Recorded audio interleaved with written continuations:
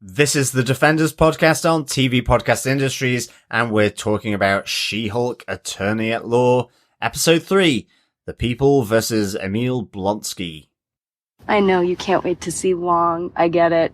I just want to make sure that you don't think this is one of those cameo every week type of shows. It's not.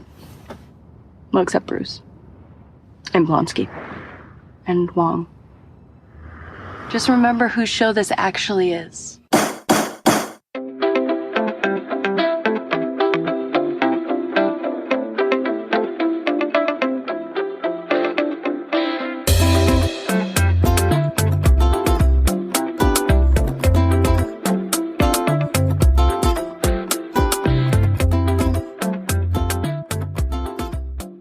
Welcome back, fellow Defenders. This is TV Podcast Industries, and this is the Defenders podcast. We're talking about She-Hulk Attorney at Law, The People vs Emil Blonsky, the third episode of this 9-episode series. I am one of your hosts, John. And I'm one of your other hosts, Derek. And rounding out this trio of She-Hulk fanatics, I am Chris. Excellent. Welcome aboard, everybody. Good to be back. A really good point that you made there earlier on. This is the third episode of 9 episodes. I've noticed lots of people seem to think this is a 6-episode show because it's been ages since we had a 9-episode show. Yes, back to WandaVision, no less. Well, What If was the last 9 Oh, episodes. What If, yes, okay. Yeah. But not live action. That's right. So, 9 episodes to go. So we've got 6 more episodes after this third episode, which is pretty cool. And they're going so fast. These 30-minute episodes just are crack it out and then bye later and leave you laughing, which is always good fun. Yeah, absolutely. It does remind me very much of the Archers, the Rick and Mortys, the shorter 22 episode shows. Yes, Archer. You mean Archer? Yes. Yeah. Not The Archers, which is a different show entirely. That's a radio soap opera that's been going on since the 40s in the UK. Yeah. About rural villages. Well, I could mean that too. I haven't heard of that. It may be very similar to Archer, the animated show on FX. Chris, but you are full of surprises with your taste. Child, yeah, exactly. Who would have thought it? Excellent, but welcome back, fellow Defenders. Don't give us a copyright strike for the Archers. That's definitely still in the copyright channel. Yeah, probably.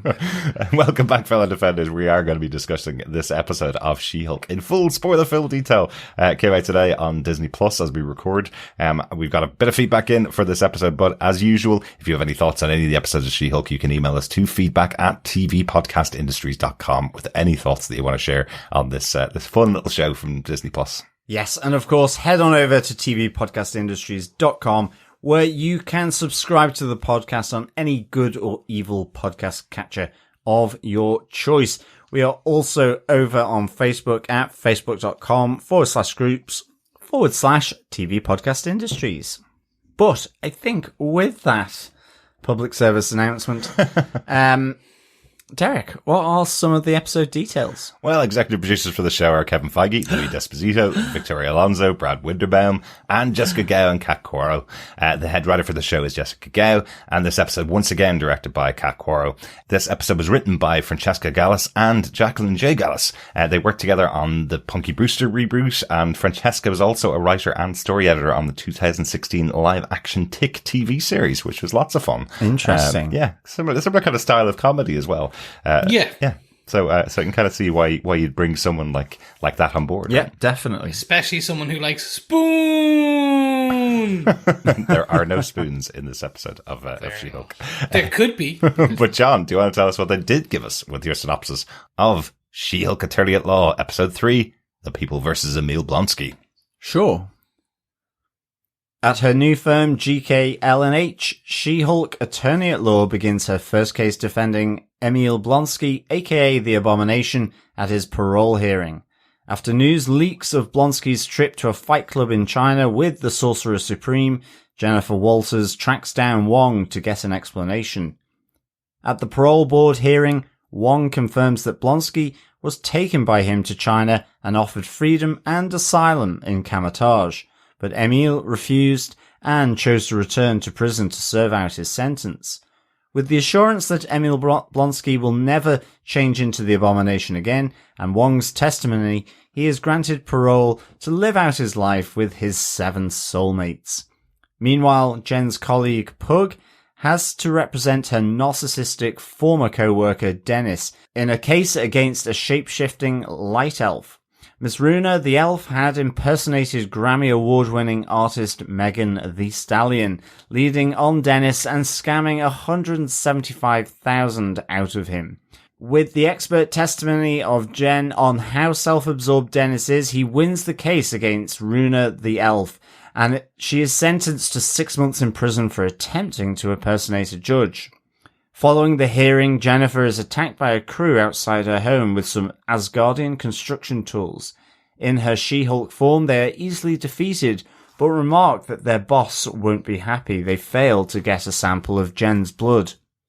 With the case won and her attackers dispatched, Jen has a new client and a friend she'd kill for as she twerks with Megan the Stallion in her office. I love this episode. Yes. That's so much fun. We will talk, obviously, about each of the major points of the episode as we go through our discussion. But overall, what did you think of the episode, Chris?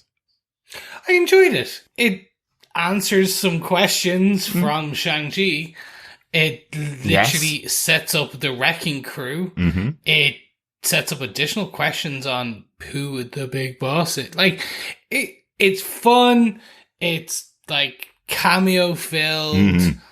And at the same point, it does actually propel the story forward. And I think that's the best we're going to get in every time out of this, which is like, it's so short, quick blasts. Yeah. I could do with 40 minutes of this if it gave it a bit of breathing room, but then it changes what I think they're trying to do, which I think is bite-sized, fun.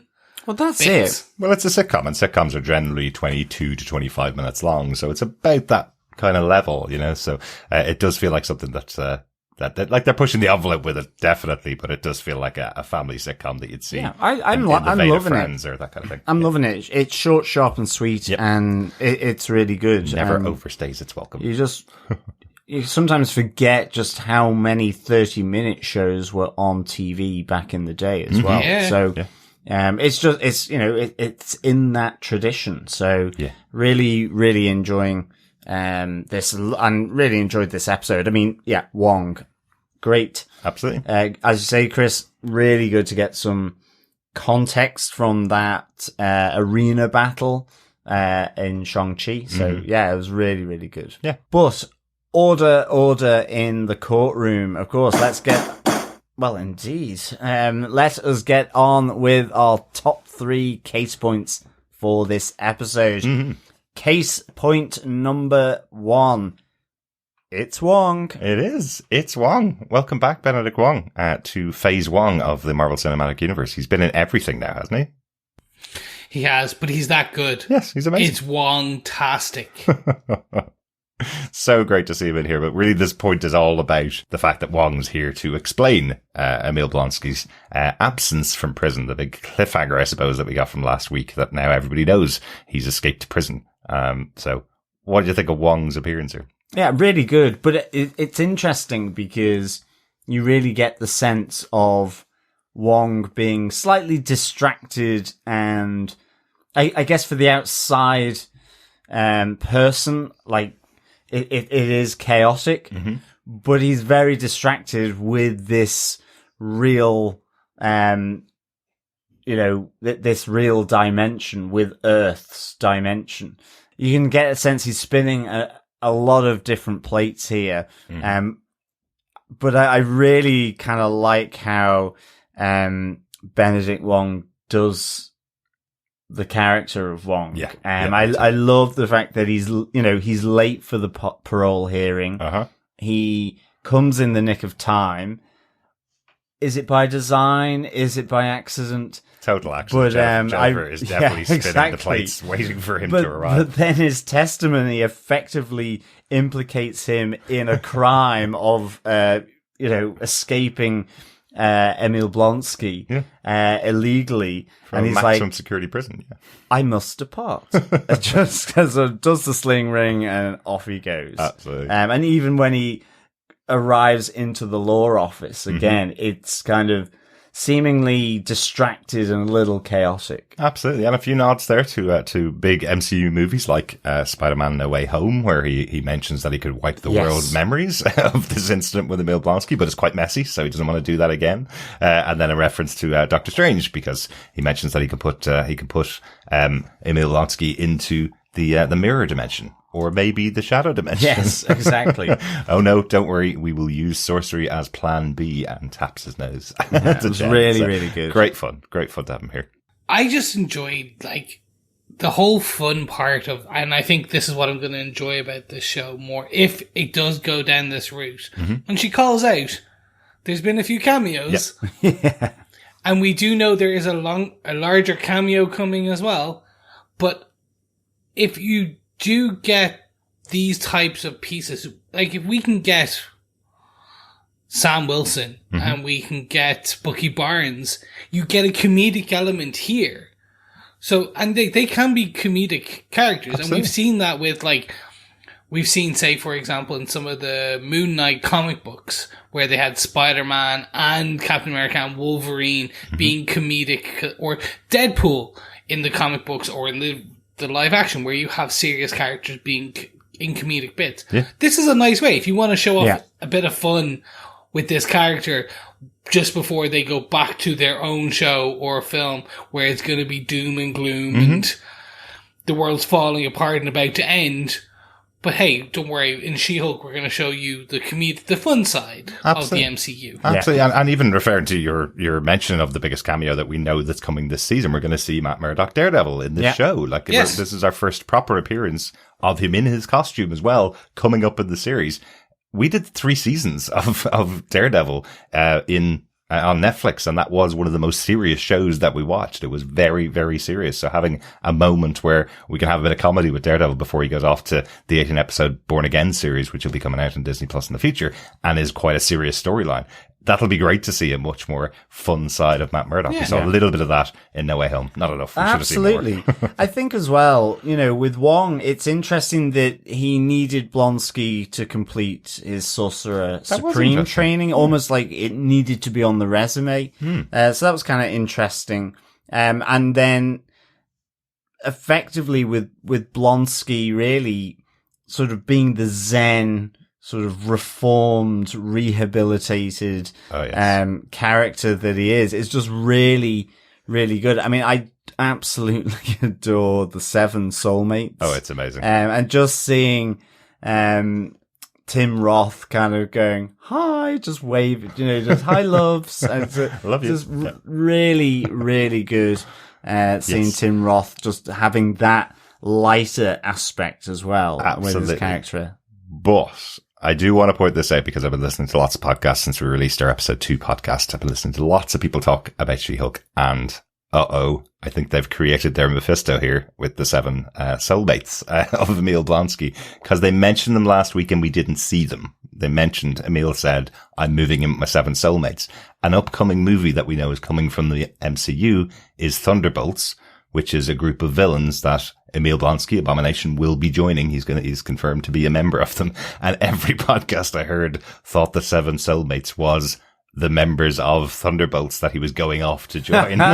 So this week I am wondering whether they're all going to be going, oh my God, MCU, you've disappointed what we thought was going to happen. We thought this was going to be our introduction to all the rest of the Thunderbolts. Well, that's really good. That's almost like trolling the fandom a bit, because I mean, even in this, I really liked how they incorporated the social media point of women superheroes, and all that social media stuff that flashed over. It's just, very quick.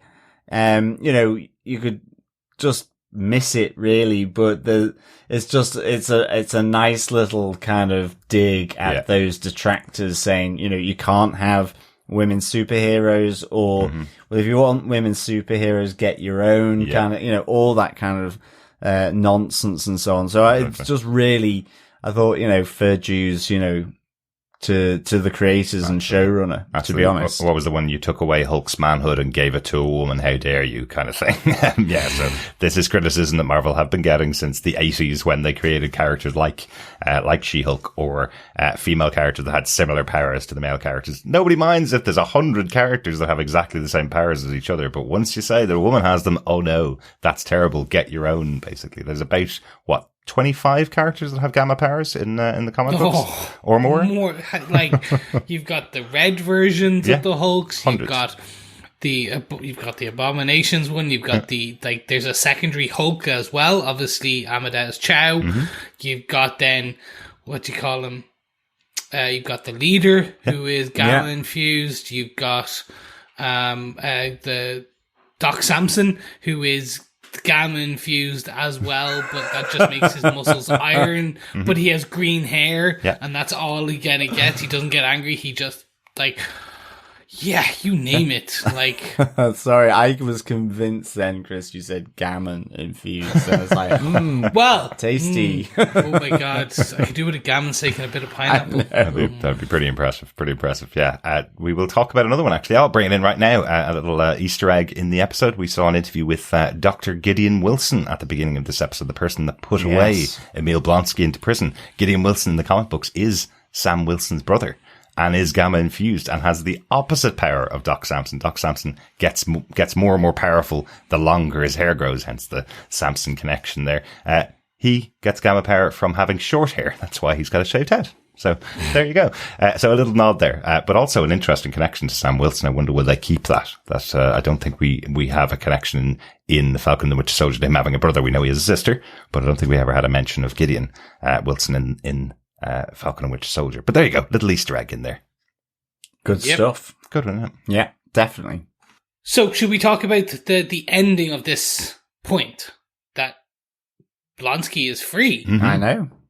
Like, I did not see that. I thought there was going to be some ride out, and I still wonder if there will be. The whole point now is over the next couple of episodes he's out. Turns out he was actually bad. She-Hulk has to put him away. Maybe in the last episode. Or is it actually a full redemption of the Abomination? Well, it's interesting because, maybe he is this boss. I mean, I don't know. Maybe. You never know. But I must say, I was surprised that he got it. But I mean, it seems really genuine. And I'm loving the fact as to how it is going, to be honest. But it is a shock that the Abomination is effectively free and seems so zen with everything. Yes. I do like even with him changing into Abomination as well. Just where, again, a bit like with Jen in the first episode, he takes off his Crocs and then, turns and then has the, get this man a pair of a set of clothes. I love that when he turns into Abomination, the first thing he does is pick up his set of Crocs and move them to the other side of the room, just showing that he's really gentle, has full control over the character. But there's a little note I mentioned earlier on that Emil Blonsky will appear in Thunderbolts in the future. Thunderbolts are similar to the Suicide Squad from DC, a bunch of villains who are told to work for the government. So I think there's a little nod to it in what has been told to him by the parole board. He has to stay as Emil Blonsky, not Abomination, indefinitely. Possibly somebody could take that and say you can turn into Abomination and form part of the team in Thunderbolts, potentially. That could be a way that they can do it in the future. He is free now. But they're basically saying from the parole board they can put him back into prison if he turns into Abomination, but they could caveat that in the future. Yeah, no, exactly. So I think so. Like he could be somewhat of now, if you've introduced him as bringing him back as this kind of somewhat comedic aloof character, kind of zen, and then you bring him in Thunderbolts as the last time we saw him was this role.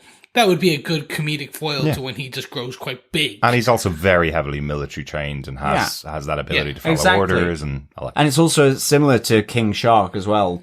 Maybe in that sense to from Suicide Squad. So yeah, similar. Except he's a lot more intelligent than King Shark. Well, yeah, no, Thankfully. exactly.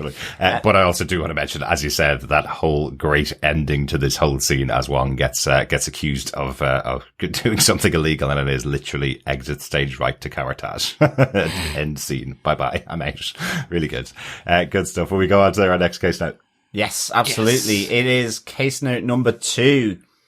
Dennis and the shape-shifting elf. Mm-hmm. Yes, Miss Runa.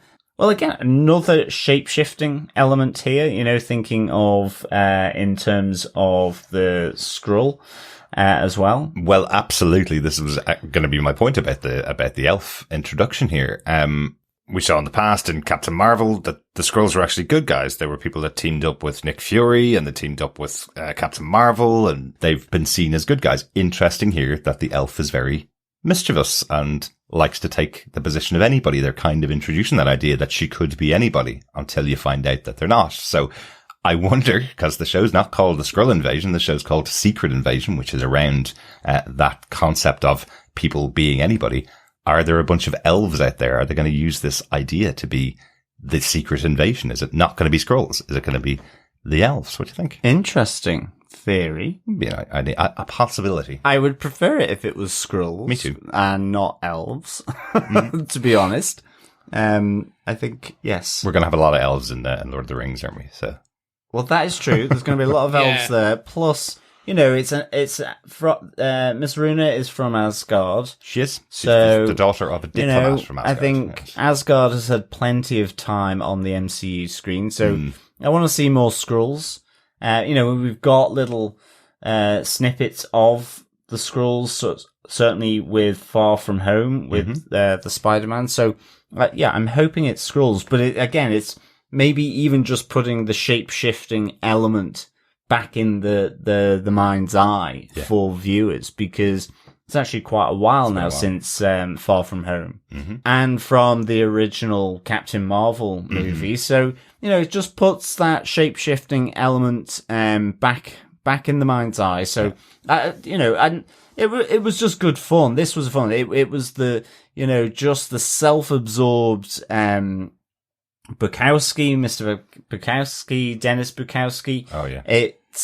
It's actually getting to know a bit more about Pug as well, and the other lawyer attached to the superhero division. Yep. I really like their bar scene where, Jen is really trying to, she doesn't like this public sort of focus on her, the media attention.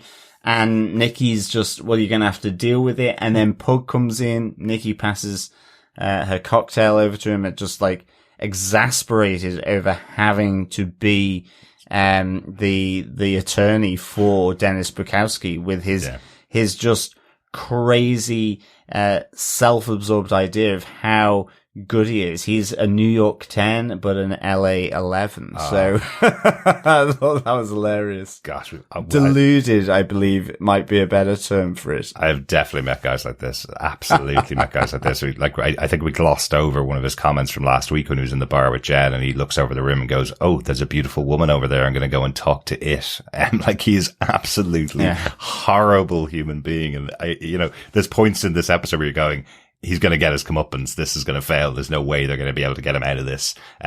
And he deserves it in some ways. There's a bit of that, but I do like the character of Runa. I love what she's doing. I love that as he walks out of a room, she comes back in as Dennis and tries to say, "Oh, I've changed my mind," and then tries to do the same thing with the judge, and also takes the place of Pug as well and says, "Oh, I like to abuse women in work situations," as he runs out afterwards. You've all worked with me as a threat. I loved as well Runa's attorney saying, this was a role play relationship, and whereas Pug's counter, no, it was a relationship gone bad. But I just love this idea that he was in a role play relationship with this elf, this shape shifting elf, because he was, he's just so self-absorbed and deluded, but it was just good fun all the way through. Yeah, absolutely. Yeah, I enjoyed this. It was a bit of fun, but it started to remind me very much of the DC show that was cancelled pretty quickly, which was Parole, which had like Vanessa Hudgens, Alan Tudyk, Danny Puddy, all really good names. Like Ron Funches is in it. Like it was basically similar to like Damage Control, i.e. like they were an insurance company run by the Waynes with like some elements of kind of tech in there. And it was always just here's the premise, like, and then there was superheroic hijinks in the surrounding kind of episode each week. Right. Like, so this part of the sitcom kind of very much reminded you of that. And I'm like, okay, if this is a one-off, I'm kind of, or like one or two max in the whole series, I'm all right. But if this is kind of a setup for episode 4, 5, 6, 7, where we'll get these every episode, here's some more hijinks in the MC, I was like, fun, but like keep it very kind of short. I don't want too much hijinks, if you know what I mean. I think you might be disappointed. I think there's going to be. I think there's going to be lighter stuff like this, not necessarily sort of cut and paste in terms of that, but it's going to have that lighter element to it, to be honest. And I think the serious stuff that will come out of it will be tinged with humor and so on. I mean, you know, and we'll get onto it with our case note number 3, but you know, that sort of more nefarious element here came in through the Wrecking Crew. Yeah, you know? yeah. But I think there's going to be these elements, definitely. Yeah, without a doubt. And the point is, this didn't outstay its welcome. It was just a fun gag that worked quite well for me, anyway. And I think, especially because it's a character like Dennis, you want to see him get his comeuppance, because in the background of the first 2 episodes, you had him. Exactly. You know, the guidance that he was giving to Jen in the first episode about her delivering her speech even was, oh, you need to smile more, as if that was actually going to affect her performance and how people would perceive her. That's his attitude to women. He needs to have his comeuppance in an episode. I think they've done it here, but this is absolutely what law shows do. They do an A and B story. A couple of different cases are going on, and they either cross over or don't. They just have elements for each of the characters to have something to do in the show. But I don't think it outstays its welcome in the show. No, I agree. I just think if every episode going forward, the B show is like, next week, Frogman gets sued because he sat on a lily pad. Like, if it's always, and then she has her main story. Yeah. That's where I'm like, okay. Well, let's hope they manage it as well as they have in this episode. We've only seen one more episode of the series, and there's 6 more episodes to go. So let's not guess that they're going to ruin it in the future. They didn't ruin it in this episode. So I understand the concern. I don't think it's going to go down that path. They've written the show quite well thus far to be a lot of fun. So let's hope they can keep that up. But I do think the ending for Runa in this, I thought, was hilarious, that she still has to pay the entirety of that 175 grand that she took from Dennis. Yeah. And also, because she jumped up and pretended to be the judge, she's also going to get 6 months. Either community service or jail. They didn't say, but I'm presuming community service for that. But I did think that was a great ending out to the story. Very funny. And of course, Megan Thee Stallion herself in the audience saying, yep, there's only one of me. Yeah, absolutely. A good little gag. I'm going to very quickly state, because I have to, I have no idea who Megan Thee Stallion was or is. I thought it was a made-up character until the post-credit, where I was like, oh, no, okay, obviously they're doing a real thing here. Yeah. I thought it was kind of similar to like, hey, we're going to make up our own MCU version of Lizzo. Right. And I was like, oh, no. Oh, she's a real person. Oh, my God. I am that out of touch with the kids. Well, until I heard her track right at the end, her Body Yaddy Yaddy track, which I have definitely heard. Yes, I've heard the past. That. That was the only time I was like, oh, that's who Megan Thee Stallion is. And then realised that Electric Picnic, one of Ireland's biggest music festivals, is on this weekend, and she's playing at that festival as well, which I think is hilarious. So all the Irish She-Hulk fans going down to say hi at Electric Picnic, that'll be fun. But there you go. That I think is the story of Dennis and the shape-shifting elf. Definitely. Let us move on to our final case note number 3. They're gonna wreck it. Yes, they are. Yes. As I said, we kind of have this other aspect coming in here now. At least initially, possibly just a mugging, but then not with all the Asgardian tech that they've managed to accumulate. But we get the boss won't be happy, as they've tried to get a sample from Jennifer Walters, but she's turned into the Hulk, so it is Skin of Steel. I do love that moment where Jennifer's kind of screaming at the fact that she's been attacked just outside of her home and then goes, hang on a second. Yeah, turns I know, into She-Hulk. exactly. Well, that was really good fun. But yes, comic book characters, the Wrecking Crew. We have, in the comics anyway, we have Thunderball, Wrecker, Piledriver, and Bulldozer. Thunderball called out here. He's wearing a mask. In the episode, you hear his name in the episode. And yes, as you say, they call out that, the boss won't be happy. So somebody else, over the top of the Wrecking Crew. But again, another great line from Jen when she's looking at their weapons and goes, hang on a second, did you rob a construction worker from Asgard? And they go, yes. Really good fun. Can you imagine if they like, the boss is the Kingpin? Maybe. Because that's how Matt Murdock comes in later. He does rarely leave New York, though, this Kingpin, and we're over in LA, so I'm wondering if it's somebody else that might have a metal-sounding name. But I'm going to leave that. I don't know. At all, but maybe Titania, the other major character of the show that we haven't seen much of. Right, yeah. Okay, that makes more sense. Titania that does make metal, more sense, but I still think it'd be cool if she reports into Kingpin. Exactly. I mean, I've not really kind of put Titania as a central person here because of the fleeting moment in the first episode. Yeah, and mentioned in the second episode. But they also have gone really big on the socials for Titania, creating her own Twitter account. They have a great video of her defaming one of the She-Hulk posters in LA where she spray paints her name across the top of it. So Titania's coming in the show. Okay, I wonder if this is a way to connect her in. Possibly. And probably. So it's, forget any theories that we had around Kingpin or Abomination possibly being this big boss. There you go. Anything else on the Wrecking Crew themselves? I thought they were just kind of pretty cool, like in the sense of like I loved the Asgardian sort of helmet and the ball and so on, but also they seemed a little bit not up to the task really, which I liked. I liked the fun side of it as well. I do wonder if they'll level up similar to the way, like, well, we got Shocker and Scorpion in Spider-Man back in the day. So those are some quite powerful rogues who were kind of initially shown as a bit terrible at what they were doing. They were low-level henchmen who got these. Yeah. I'm wondering if these are kind of maybe because the Wrecking Crew are, they're C-list, but at certain points they do some very cool stuff and have had some very cool stories, and like where like once or twice they managed to get imbued with like crazy levels of power, and it took like Avengers level stuff to take them down.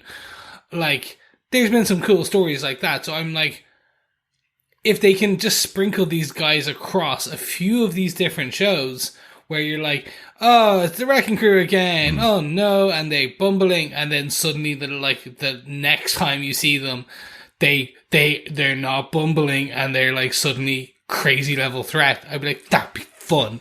Like they're the new Stan Lee cameo essentially. Well, like across everything going forward. Let's see what damage the Wrecking Crew can do in the future.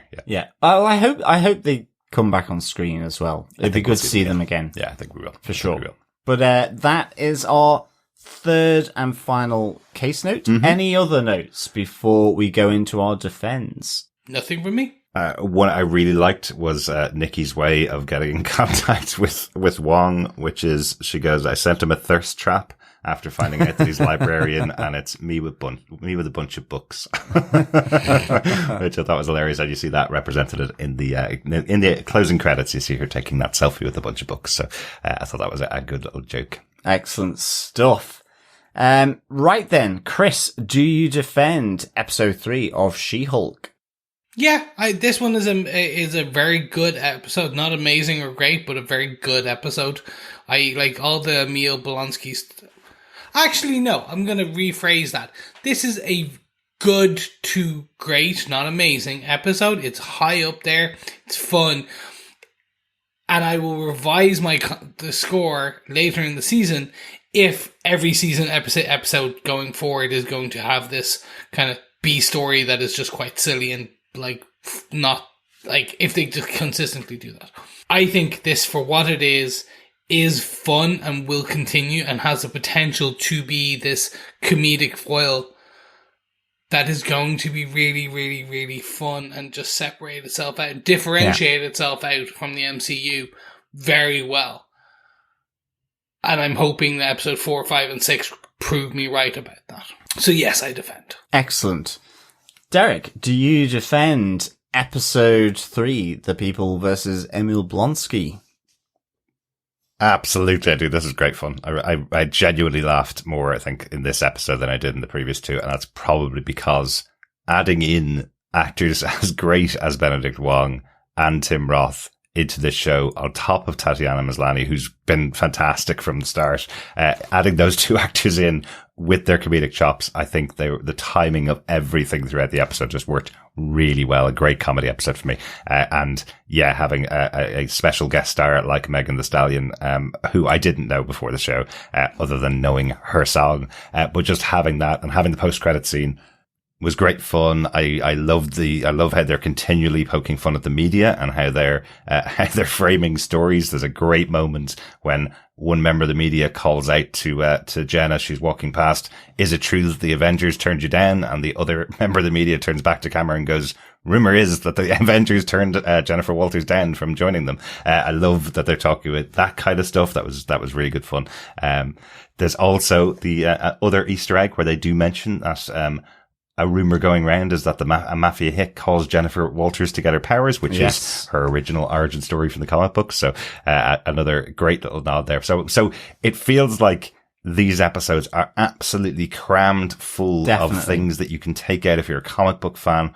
But if you don't know anything about the comic books, you can also sit and laugh with the comedy. So I think exactly the right balance for me for this episode. How about yourself, John? Overall, do you defend this episode of She-Hulk Attorney at Law? Yeah, I do defend this. I'd give it 4 Blonsky beats out of 5. Nice. And I think I can't really say much more, really. You know, it was just really great to get all the different cameos in this. Really enjoyed Tim Roth's performance, enjoyed Benedict Wong.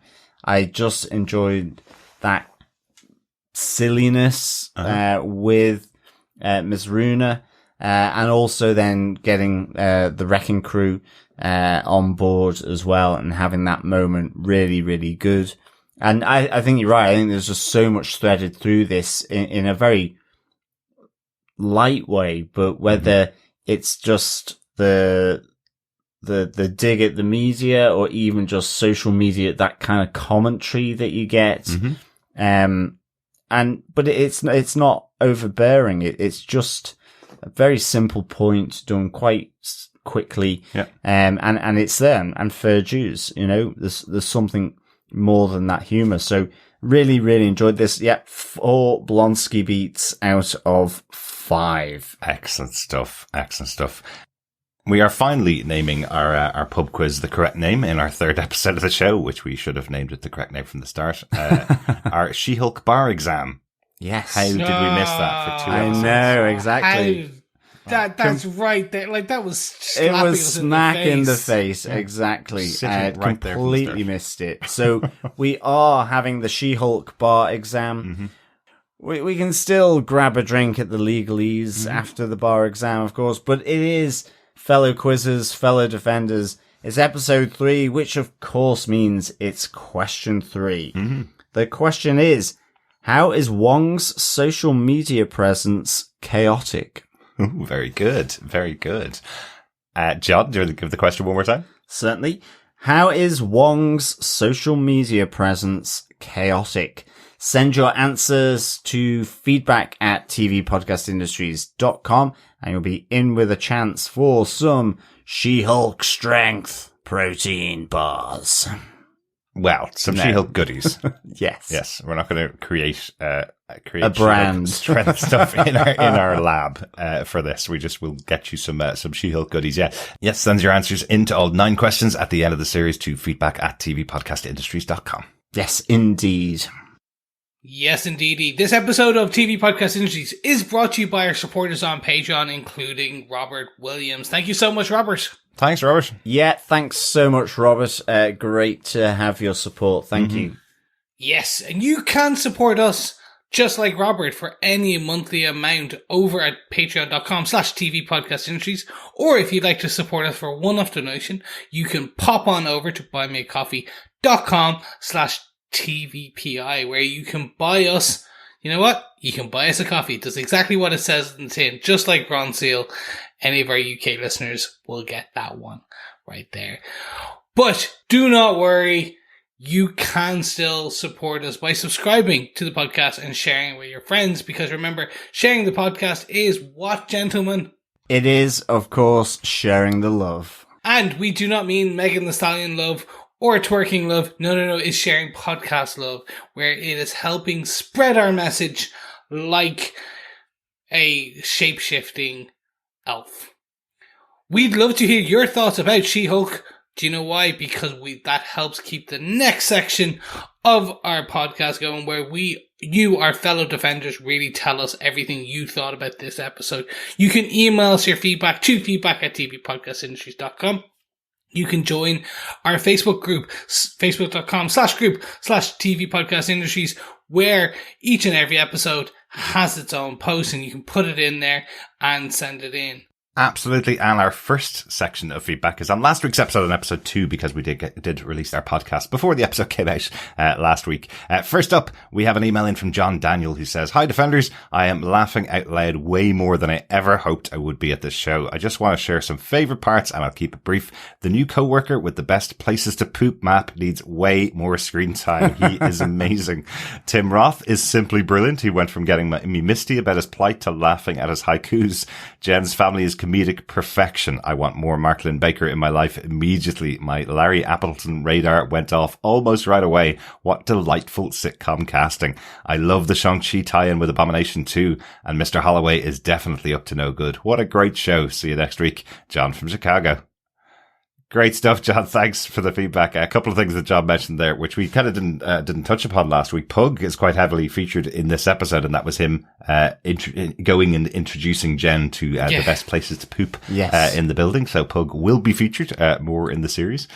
Tim Roth, obviously, as you've seen, very heavily featured in this episode as well. So I think the official social media account for She-Hulk released all of his haikus that the character had written on social media. So if you like haikus, there's some fun ones over there. Certainly mentions the little ears of Abomination a few times in his haikus. Yeah, excellent stuff. Excellent. Thanks, John. And also, when we didn't catch last week as well, a good mention there, John, Marklin Baker played a character called Larry Appleton on a TV show called Perfect Strangers, which I think was on like daytime TV here in the mid to late 80s. We didn't get every American sitcom in prime time over here. So I think that's why we all missed him. But I do remember the show as well. So good catches there, John. Yeah, thank you, John. We also got an email in from Coffee and Vodka, who says, "Greetings, fellow Space Sakaran defenders. Before anything, I'm a completely different person now, literally. Is this Marvel officially saying Norton, here's a who?"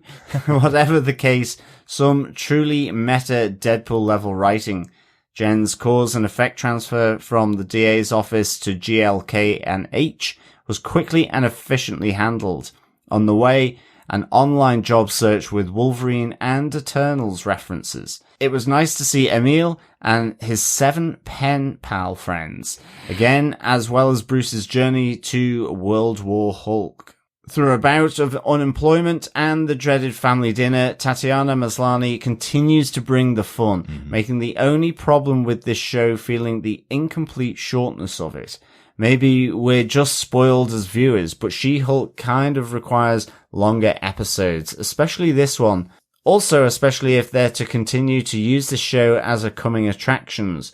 What are they up to now? An Easter egg dumping ground. Finally, my show MVP was Josh Segarra's Pug, with his subtle yet guffaw-worthy performance. 4.5 agnostic attorneys. Pug provided privileged poo passes and ticked off Titania's out of 5. Peace and take care. Coffee and vodka. Fantastic. Yeah, thanks so much, Coffee and vodka.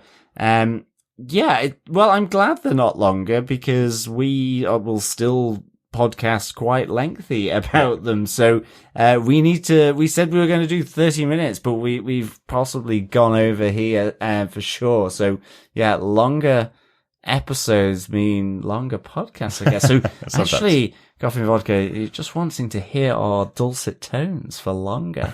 maybe that's it. Maybe that's it. I do think the fun of having a break for a week was all of the theories that came out about the 7 pen friends of Emil Blonsky, and I felt so sorry for everybody, because I already knew that they were not anything massively representative of the future of the MCU. So, oh well, that's another theory that the YouTube crowd can pour over for another few weeks. Yeah, excellent stuff. Thanks. Maybe they're all shape-changing elves. I was hoping one of them will be in the future, or a demon that Wong planted, or something crazy. You never know, yeah. Thanks so much, Coffee and Vodka. Yeah, excellent stuff, Coffee and Vodka. Thanks. Over on Facebook, we got some feedback from Heather Wallace, who had this to say. Some of Jen's She-Hulk animations were off this week. Not as smooth as the previous episode. Tim Roth was fantastic. All his reference to his 7 soulmates made me laugh so much. The series is tying into Shang-Chi very nicely. First the answer about why Bruce looked human, and now the footage of Abomination and Wong's cage fight. I have my fingers crossed for some special guest appearances. The BFF's makeup was so 80s that I thought she was going time traveling for her date. Poor Nikki. She does feel like she's out of My Cousin Vinny or something like that, doesn't she? Hey, we're doing makeup here.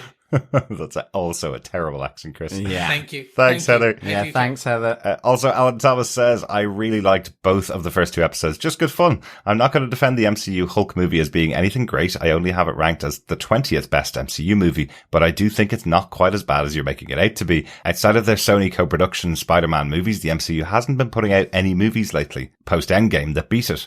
It was close to the bottom a couple of years ago, but now among those movies in the 21 to 27 range, alongside Thor the Dark World and Shang-Chi, Doctor Strange, Black Widow and Eternals. Oh, Alan, you are completely opposite to this podcast. I would probably put the first MCU Hulk movie down as low as Thor Ragnarok, probably near the 27 level of the MCU movies for me. And Eternals and Shang-Chi are up towards the top. Yeah, I plead the 5th. I can do that it's a legal podcast. I can do that now. There you go. I can actually say I plead the 5th. Yes. Well, I guess everyone has their choices, Exactly. so it's great that we can arrange them in whatever order we want, right? Exactly. That's the benefit of the MCU. All good different stuff. Yes, I think the first 2 episodes have been really good fun. I mean, it continues as well with this 3rd episode. So thanks, Alan, for the feedback. Also, Harvey Locust says, at 23 minutes of actual episode, I can see how this episode would have worked as the first episode if they hadn't bumped up the flashback scenes. I think this would have played better if they had just made an extended first episode that included everything we've seen so far, especially since Bruce was in both episodes and we most likely won't see him again until the very last episode. I'm very forgiving when it comes to computer-generated effects, but even I have to admit some of it fell short in this episode and might have been better off cut out. I'm speaking specifically to people handing Jen drinks. Emil's plot was quite excellent and always nice when the Incredible Hulk is not ignored or swept under the rug, even though Disney doesn't have the rights to it. All in all, 4 job interviews out of 5. Excellent stuff, Harvey. Yes, I think... I think we were saying that as well. There was the suggestion that the flashback could have been done after the first case or something like that. So, I think that's certainly an option that could have been done here. Yeah. For sure. Yeah, I think the flashback was originally intended around episode 6. So. Yeah. And of course, I think with the CG, certainly, again as well, it depends whether you've got the, crystal clear, screens or however you watch it. But I mean, sometimes I don't really think I've noticed it being off. I noticed some in episode 1 for sure. But I know that the digital artists here have kind of, and I think we mentioned it on the podcast about how, rendering, She-Hulk was a bit more difficult than with Hulk, because they can put stubble on and so on. And so maybe they're, it's finding their feet in the same way that the CG has gone through iterations with the Hulk character. Again, we'll probably see improvements made for She-Hulk. It was a really interesting comment, wasn't it? That effectively, when you're trying to make a CGI male character look more realistic, you add crow's feet, you give them grey hair or greyness in their beard and greyness in their hair. But if they'd done that with She-Hulk, it would have been, people would have been complaining about it for different reasons, right? So they're trying, definitely. And we haven't really had a show with a major CGI character interacting with non-CGI characters this much before. So I think they're doing a really good job. It's like 7 studios, I think, involved in all the CGI work that's on this show, including the motion capture studio owned by Andy Serkis, which is pretty cool. Interesting. Yeah. The Claw still survives in the MCU. Thanks so much, Harvey. Yeah. We also got some feedback from Dr. Bob Phillips, who had this to say: I'm really enjoying the digs at the superhero tropes which glitter in the comic tale. This episode had me giggling at the diversity hire bite, the drunken shrink, and the atrocious naming in particular. Excellent. Thanks, Dr. Bob.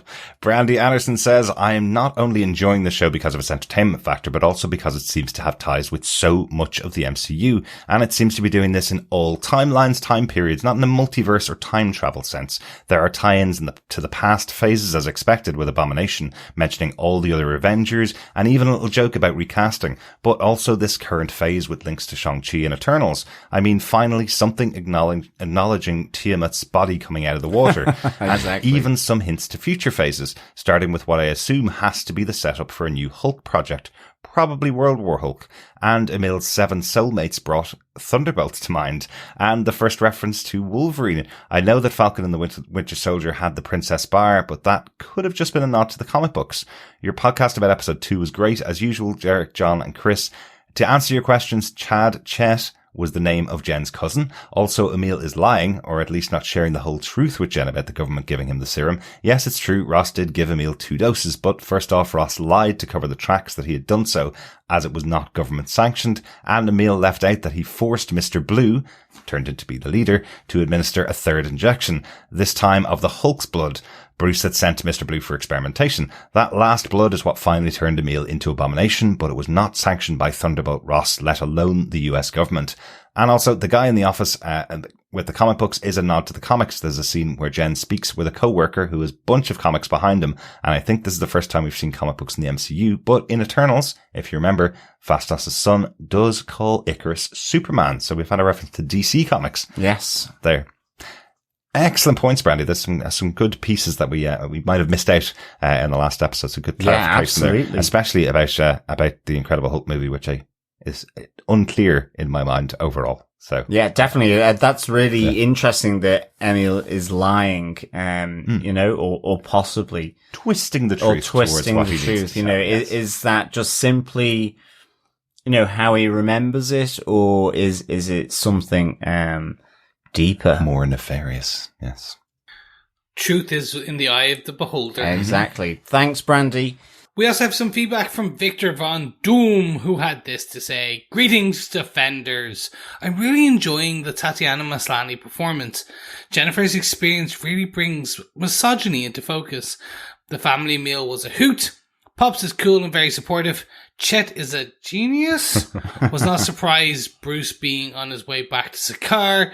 Can't wait to binge this series as one big movie. Excelsior! Victor Von Doom. P.S. Don't trust any Tim Roth portrayed characters. Exactly. He's building up that reputation, isn't he? He really is, yeah, exactly. It's like Sean Bean is always going to die in the film. Yeah. Tim Roth cannot be trusted. It's both of those things. Exactly. Thanks so much, Victor. Finally, on episode 2, Michael Booth says, your disdain for the Incredible Hulk encouraged me to watch it again. I think it's the first time I've seen it in 10 years. Good to go back and see all the references of what's to come sprinkled in and refresh myself on Blonsky's story. Less good to go back and suffer the CGI. Next, I'll have to watch the Eric Bana one and enjoy the fluorescent lime green Hulk. Yes, fantastic. The giant margarita with muscles. Oh my God, that sounds like your perfect Saturday night. Yeah, packs a punch, does that margarita? Anyway. I'm sorry, Michael. That's my criticism of The Incredible Hulk that made you go back and, let's say use 2 hours probably differently than you had planned originally. So, thanks for that, Michael. Yeah, good stuff, Michael. Thanks. We also have some thoughts on episode 3 from Coffee and Vodka. First up, he says, greetings, fellow sling rung defenders. They really aren't cutting back on the meta at all, and it's so good. Also, apparently, fourth wall breaking comes with autopilot. Drew Matthew was either born to play Dennis Bukowski or he changed his IMDb photo just for this show. Truly all in. The editing style of these episodes is as big an element as the actor and scenes with a half an hour passing like 10 minutes. In this one, Emil's defense was mostly Wong, but he's nonetheless free. A shallow misogynist won his case by being a shallow misogynist. Jen might be looking into a way to lose her powers and would kill for Megan the Stallion. I'm certain there was much more, but it'll take a few more viewings to unpack it all. Not just a solid watch, but a downright dense one. Loving this show so far. 5 bookworm thirst traps, toilet teas, and neutered abominations out of 5. Peace and take care. Coffee and Vodka. Excellent stuff, Coffee and Vodka. I'm glad you're enjoying this the show as much as we are. Yeah, I love I love your description of Bukowski's defense. Really good. Yep, that's what he went for. Shallow misogyny. We also got some feedback from John Daniel on his thoughts on episode 3. Hello, Defenders! The news montage opening reveals this show somehow knew how the She-Hulk was going to be perceived. Insert eye roll here. I loved the fourth wall breaking as much as I hoped I would, especially the literal announcements of connecting the A and B story. I'm also going to pretend I'm special by noticing Jennifer's suit was oversized so it could look normal on She-Hulk at work. Very good. Rather than hit all the points I loved, I can sum up my thoughts on the entire episodes by repeating that Tim Roth is a gem, and this project is officially a delightful Marvel sitcom with legit chops and pacing. There are more laughs every episode, my better 8s. Absolutely. Now the library is more than a quiet place to shiv someone. Carl the prison guard, I love him so much. Fantastic. I've been bawling his eyes out. It was great. Also, I never would have known the Mafia hit gone wrong question was an Easter egg if it wasn't for your podcast. I just wish we had more than 3 episodes to look forward to. See you next week. John from Chicago.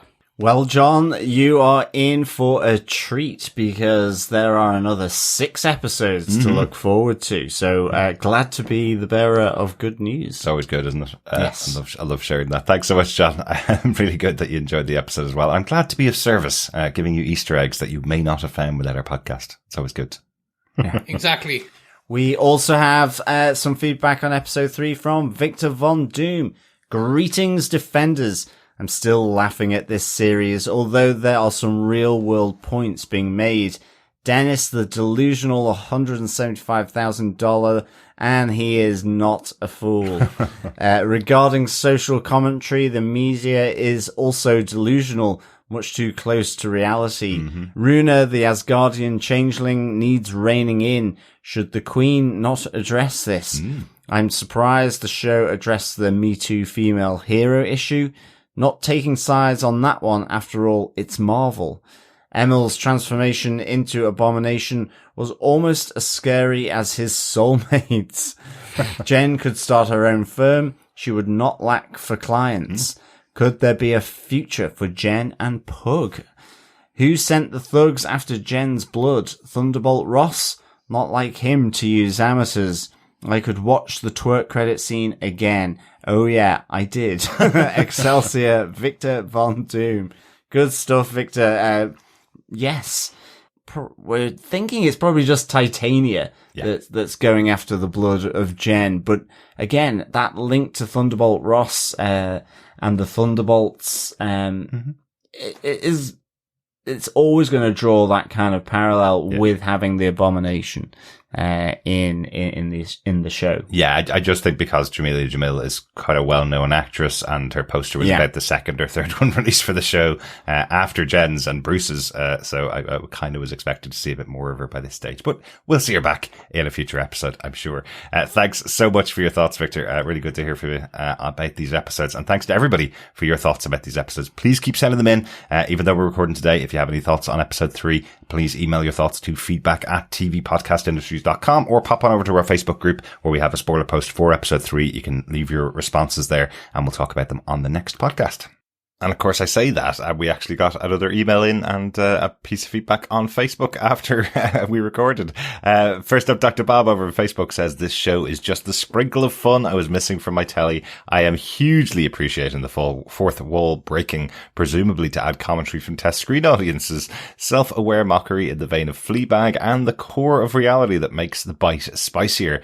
Cracking performances, iffy CGI this time, and enough thread to string the season along.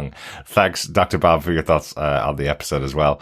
Really good to hear from you. The fourth wall breaking, I think, has been great fun this episode. Particularly, I really liked that moment where Jennifer kind of steps out of the world to tell you that she is hoping you're enjoying the show, but you know, it's still her show with the car self-driving as well. Really good fun. Thanks, Dr. Bob. We got an email in from Jerry on episodes 2 and 3 who says, hey guys, this show is really fun. The cameos and Easter eggs are great to discover. Wolverine sighting in episode 2, Asgardian weirdness in episode 3, the wrecking crew in the MCU. What other joys await us in future episodes? Fourth wall breaking done to perfection. Your twerking courtroom bailiff, Jerry in Niceville. Excellent stuff. Thanks, Jerry, and thanks for your thoughts, and thanks to everybody for their feedback on episodes 2 and 3 of She-Hulk. But thank you, fellow defenders. We will be back next week with episode 4 of She-Hulk Attorney at Law. Absolutely. And we are also starting another new podcast this week. We are going to Middle Earth. We're going to be talking about the Lord of the Rings, the Rings of Power from this week. First 2 episodes being released on Prime Video on Friday for us, Friday the 2nd of September. So have a watch of that and come back to us for our thoughts about it. We're going to be covering it as if it's one movie, since both episodes are being released on the first day. We're going to talk about it that way. So we are also covering Sandman. We just covered the best episode of TV so far, really, in Sandman episode 6, which was really good to talk about. A really good podcast there as well, I think. Yes, definitely. Yes, that was a great episode of Sandman, and I can't wait to see the next episode of She-Hulk. So we'll speak to you again soon. Bye-bye for now. Absolutely. Thanks for joining us. Talk to you again soon. Yeah, thank you, fellow defenders, for joining us. As always, remember, keep watching, keep listening, and keep defending. Bye. Order in the court. Bye.